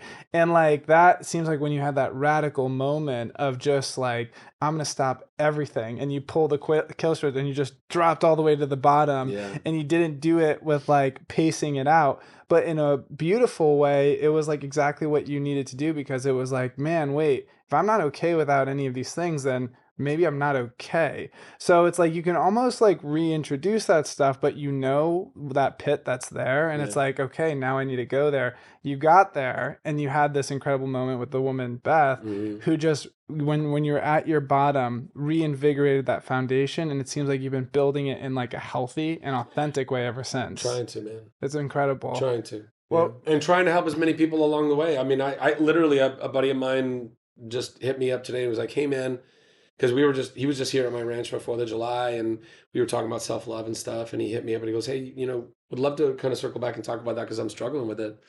And so right before we were doing this, I was just talking to him, and I told him, I said, hey, just so you know, everything I'm about to say is it's coming out of the mouth of someone who doesn't have it figured out. Yeah. I don't have the answers. I struggle with this still. I don't, I wish that I came out of that whole program and it was like, boom, boom, boom, boom, boom. And I got it's all done. And I wake up every day and I got my routine, and, I have routines and I try to stick to them as best I can when it comes to self-love and self-care and stuff. But we're all in process. We're all on this journey. And the truth is, we're almost all on the same journey. Mm-hmm. We all get different trauma in different ways. They all kind of end up doing a lot of the same things to how we then operate in the world, whether it's, manifesting anxieties or stress or depression or self-loathing or whatever. Most everyone deals with all of these things in some capacity. So it's just, I think the more we can be vulnerable about that and open about that and transparent about that, the less everyone else feels alone. And therefore, the more capable they are of being able to open up. And then it becomes that ripple effect, and it's much, much healthier for everyone. Well, those things almost seem like good things. I always found that like anxieties and depression and fear, they're like your bumpers. It's like, hey, you're feeling this because something's off. And we instead look at them and say, no, there's something off with me. I need to stop feeling depressed. I need to stop feeling anxious. Let me go into these different ways to not feel that way, rather than saying, wait, these are like gifts that were given to me. I'm feeling this way because there's something else independently of these feelings that I'm having that I'm doing wrong. And I should look at those other things. But it's so daunting to figure out how to conquer your past. And I saw in an interview, you said, you're like, listen, even if you don't think anything is wrong, go to therapy. Oh yeah. Just go. Oh yeah. And it'll switch everything. Oh man, listen, I mean, I didn't think anything was wrong. Nobody thinks anything's wrong until something is really fucking wrong. Yeah. And, and by that point, it's too late. Hopefully not too late for your life, your physical, actual life. But I mean, it's too late to, like, all of a sudden try and go back and fix that past. Like, you're now there. Yeah. So now you got to confront that. You got to deal with that right in that moment. But yeah, man, listen, the amount of people I talk to that that I know are dealing with things, I'm like, you should, I highly recommend therapy. They're like, no, I'm okay.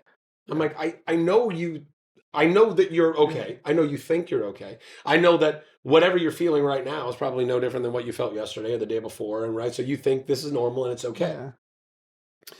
You go sit down with the right therapist who really understands how to kind of talk and bring things up and out of you, things that we are unaware of, but they are very aware of, because they've done the time studying it and understanding how almost all of our minds work, and allow them to walk you through that journey. And the amount of people that go and do that thinking, what is this person going to show me? And then after a couple of sessions, or maybe even just one session sometimes, they're bawling. It's like, I didn't realize these things were going on in my life. This strong, powerful, confident person who's now very much on their knees and weeping because It's beautiful. Which is absolutely beautiful, but because this thing that was kind of locked away has now been unlocked and showing up, and they're like, oh, whoa, never, because our egos are incredible. I mean, they're so detrimental to it. They're incredible and necessary, particularly as we are, little kids and growing up. But once you get to a certain point, that protective armor has been so bent and chinked and messed up that if you keep that armor on, you're just walking around in life like I'm good, like, you know what I mean? But your armor's all messed up because you've been taking all those hits. Yeah. So you got to graciously look at that ego armor and say, "Thank you. I don't need you anymore. You're still here. We're gonna hang out. Yeah.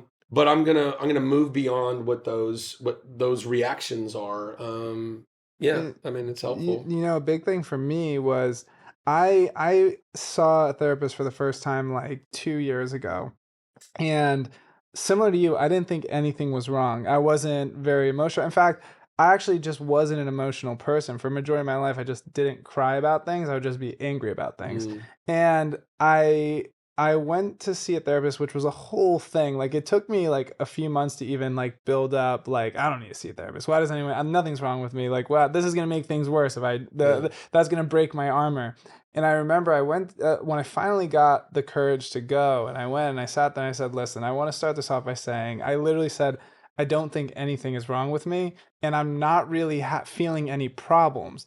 But I said, I keep running into the same issues, but with different people. So it's either like everyone in the world is wrong, or I'm doing something wrong. And I was like, so I need some help here, because I'm not so ignorant to think that I'm not doing something off, but I just don't think I can see it. And I just started off the meeting, and I ultimately said, I have goals. I want to be a good person. I want to be a good husband. I want to be a good father. And I said, I don't think that I have the qualities that are represented in any of those people. And I don't know why. And that's how I started off. And that was a journey. And when you talk to vulnerability as a superhero power, I mean, it's like the most amazing thing. Like, when you have that shield for so long and you actually can cry and you can break down and you can just get this release that your body's been yearning for so long, that's when that light starts to show, and you can actually put that into the other things you do in your other work and build healthier relationships and reshift your brain and your life. And it's like, I don't know, it's ironic because the world just sets us up to be so scared of doing that. But as you start to get to the other side of it, you're like, oh man, I feel like I can breathe, and I didn't realize I wasn't breathing before. Yeah. Isn't that amazing? When you do have those breakthroughs, and then there's this kind of, and you look around and you feel and you go, wait a minute, what have I been feeling for years that I thought was normal, but clearly wasn't normal? If what I'm feeling right now is more normal than what that was, you're like, wow, I had no idea I was holding on to whatever that muck is or muck was. It's illuminating. It's super illuminating. Did you find that? Did you go through like a journey in retrospect, like thinking about your mom and your relationship with her? Did you go through a space where you were like angry, but then like really understanding and empathetic, or like did it shift, or were you always just consistently, love your mom? She had her challenges. Well, I mean, I always loved my mom, but I did not like my mom, and I did not like the way my mom continued to behave up until the point of her death. And I still had like, I don't know, like I because I wasn't actively thinking about, I hate my mom, I was like, I'm good, I'm fine, whatever. But the truth is, you're not fine. You're not okay. If you actually have not truly released that person from the responsibility that you have put on them for having done everything right by you. Wow. I still felt like my mom fucked up and failed us and did these things and whatever, and she should have known better. Again, that's something I was just talking to my buddy about. We have to get to the point, and this is what the book's about. It's radically accepting what has happened, who someone is, what they've done, who you are, what you've done, radically accepting it. There's no changing it. It's happened. Radical acceptance that then leads into, hopefully, a radical forgiveness. Because looking at my mom, I had all these feelings. In fact, I had this, I talk about it in the book, but there was this exercise where I was supposed to write a letter to my parents. My dad was still alive at that point. My mom was dead. And I go to write a letter to my mom, and I start, and I'm writing on this, the front of the page, and I'm writing, I'm like, how dare you be this kind of person to your children? You did this, you did that. Like, I'm just like fucking venting, and it's all coming out. I get to the end of the page, I flip the page over, and I go to start writing again.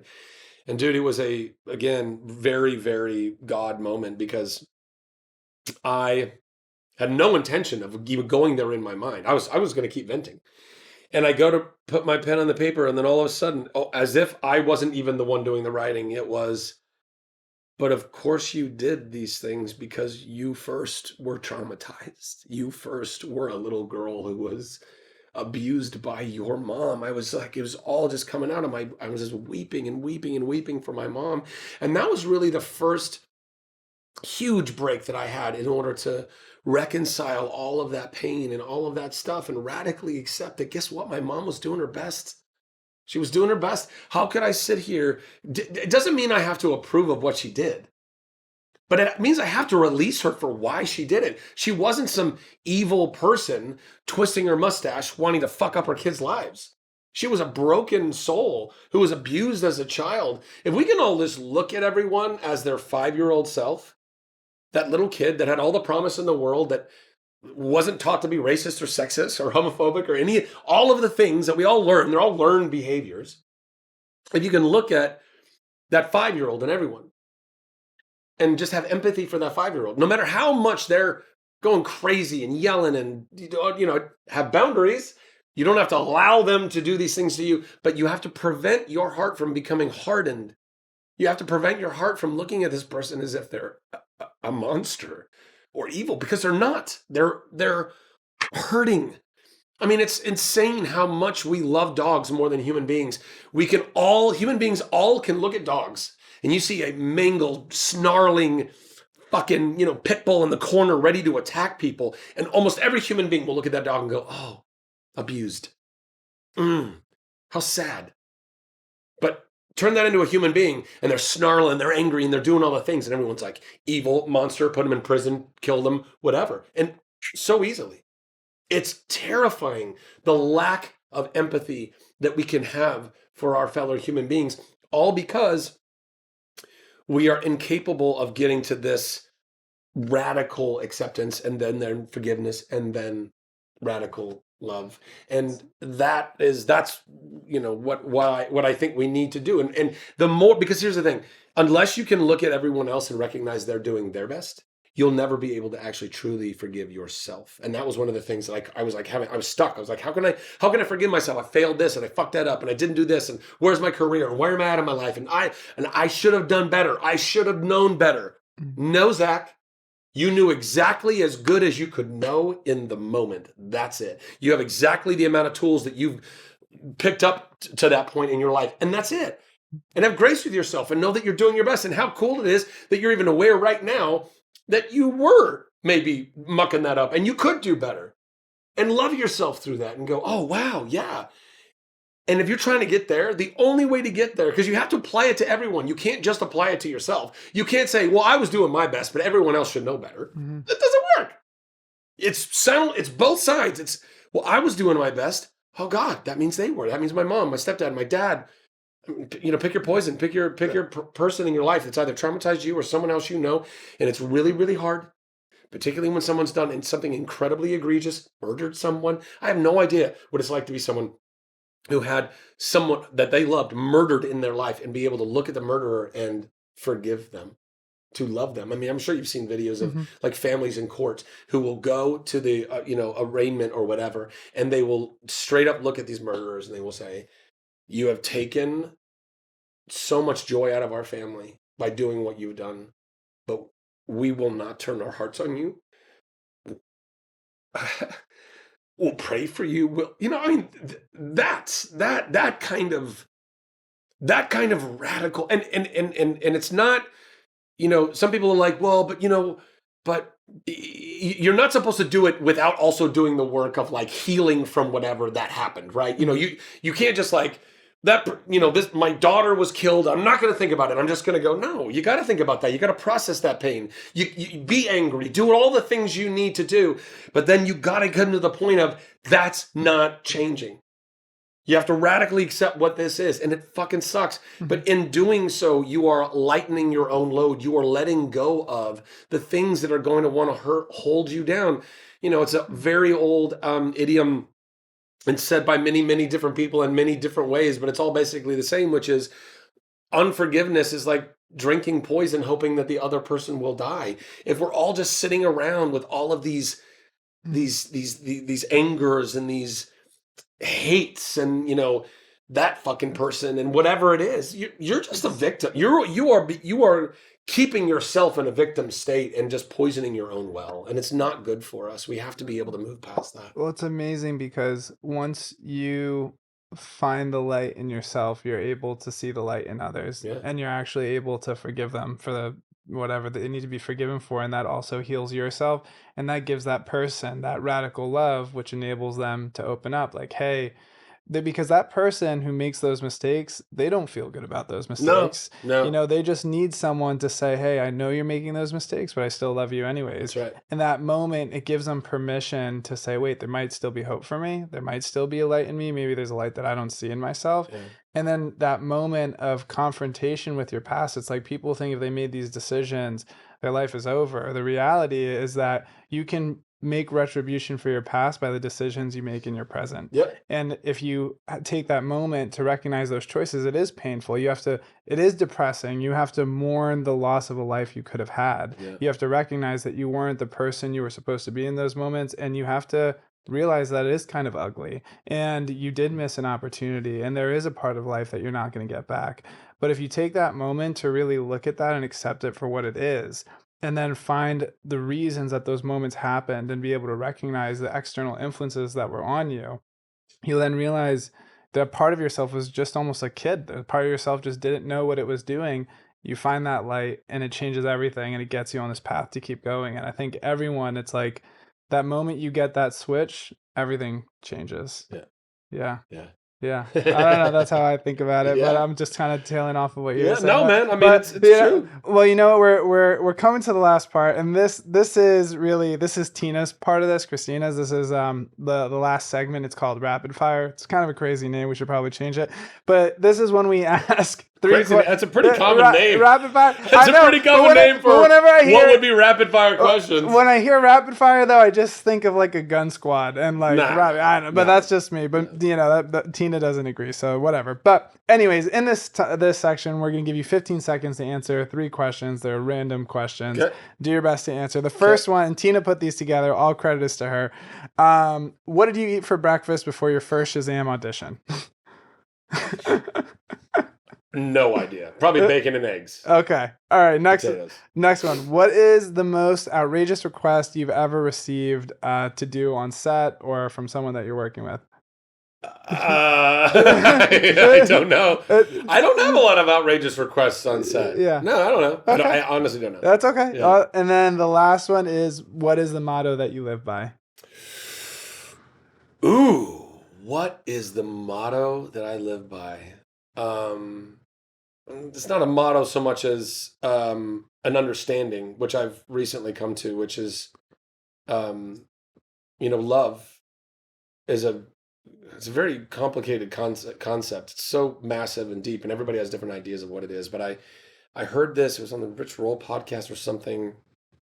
It was one of the best definitions I've heard of love that really makes it understandable, I think, which is, and this is through Thomas Aquinas, but I think it goes all the way back to like Aristotle, and it's To love is to will the good of the other, which means I think people think love is amplified like. Like, I don't just like something, I love it. Meaning, how could I love something that I don't already like initially? Love isn't that. I don't like a lot of people. I don't like a lot of what people are doing in the world. But I will their good.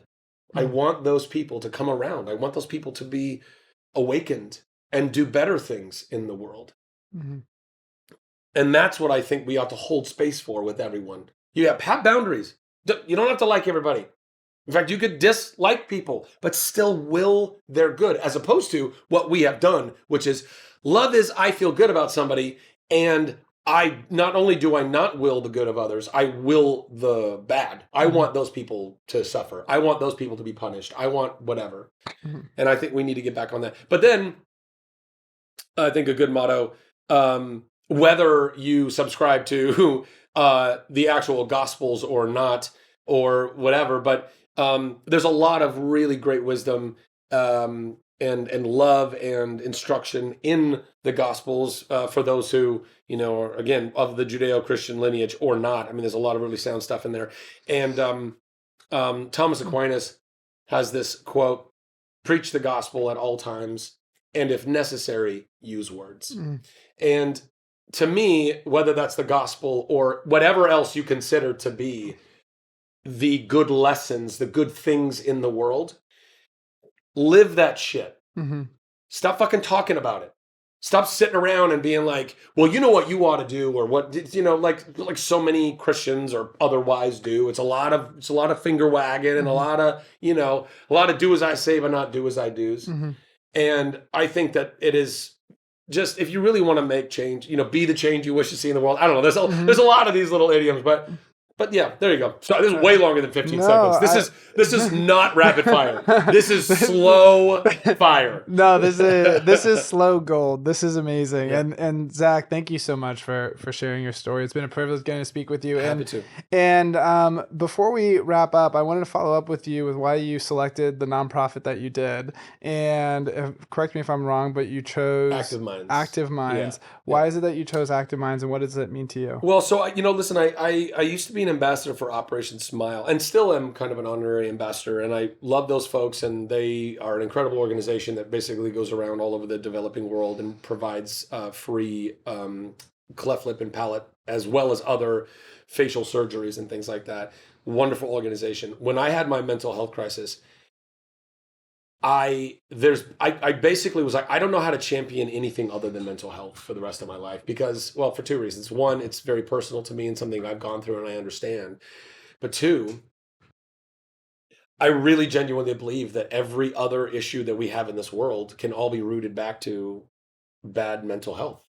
Everyone, whether it's war or greed or rape or murder, or you pick your bad, that occurred because upstream there was someone's broken head or broken heart that was not operating correctly. I mean, look at, people go, well, what about like climate and stuff like that? I go, well, if we're the ones, if it's all this industry and all this stuff that's polluting the world, why are they doing that? They go, well, because, but that's not mental health. They're just greedy. I go, that's a mental health problem. Greed is absolutely a mental health problem. If you think that you need more money to be happy or to be worth living, you have major mental illness. That's just what it is. So I don't know how to champion anything else, because I go, well, I could go champion that, except that the real issue is upstream in a broken head or heart. I could go champion that or that or that or that. But if we go fix all this, then we clear the waters and all those streams go run clear and clean. And now it fixes all of those other issues, I think. And Active Minds is, when I was looking at all the various mental health initiatives and organizations, I really loved Active Minds. I had some other people that I knew that were affiliated with it. But listen, I mean, they're, again, an incredible organization. They essentially are providing mental health services, education, resources on college and high school campuses. I think the earlier you can catch someone's mental illness, the better this world is going to be. And I wish to God I had somebody when I was younger, in my teens and early 20s, that grabbed me by the scruff of the neck and threw me into therapy and said, you need it. And I'd be like, no, I don't, I'm fine. And they'd be like, no, you do. And then I could have unpacked a lot of those issues that later bit me in the ass, right? Listen, mental health is dental health. If you don't floss and brush your teeth regularly, you end up with little cavities. And if you don't take care of those cavities, they become bigger cavities. And if you don't take care of those big cavities, you have full-on fucking root canals that you need. And that's really difficult. My mental health, that's what happened. I didn't realize I wasn't brushing and flossing on a regular basis. I thought I was okay. The cavities kept growing. And then I had a total fucking mental breakdown. And that was my big root canal moment. So the more we can help people to daily do these exercises, whether it's prayer, meditation, eating well, sleeping well, exercising, but also, learning how to address self-criticisms, capturing those thoughts as they're happening, whatever it is. But it's a daily practice. It's not I wait till there's a problem and then I try to fix it. If you're waited till there's a problem, you're waiting too long, So Wow. I want to help people get there way faster, because if we can get there, then we can start getting around on all the rest of the problems. Well, thank you for pairing Active Minds with this episode. I hope we bring some good attention to it. Everyone, please go ahead and check it out. And Zach, this was so incredible. Thank you for joining in on this podcast. Thank you to our incredible audience for tuning in. We made it happen. We did it. We're here. As always, I'm your host, Aryeh, and a shout out to Christina, who's usually here as well. I'll be Christina for this one. And I'm Christina. He has. And thanks for listening to the FilmUp Podcast. Range. You can play Christina too. But thank you guys for tuning in. As always, I'm your host, Aryeh. This is the FilmUp Podcast. Till next time. Hey everyone, thank you so much for tuning in for this week's show. If you enjoyed this episode, please be sure to hit us with a rating, maybe even a review. Would love if you sent this out to your friends. That would be a big plus. It helps support us continue to interview these awesome guests and bring you more and more content about the world of filmmaking. Thank you so much. We love you guys, and we'll see you soon.